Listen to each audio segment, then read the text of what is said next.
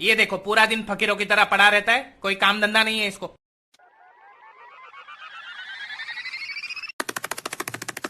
10 years later. Pluto तू ये सब कैसे? मेरी जेब में 50 पैसे नहीं थे, लेकिन आज मेरे पास 500 करोड़ रुपए है। 500 करोड़।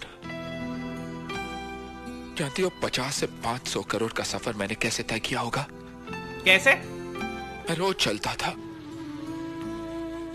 चलते चलते थक जाता था, गिरता था, उठता था, फिर कदम से कदम मिलाकर मैंने ये 50 से 500 करोड़ का सफर तय किया। तू कल भी बदतमीज था, तू आज भी बदतमीज है।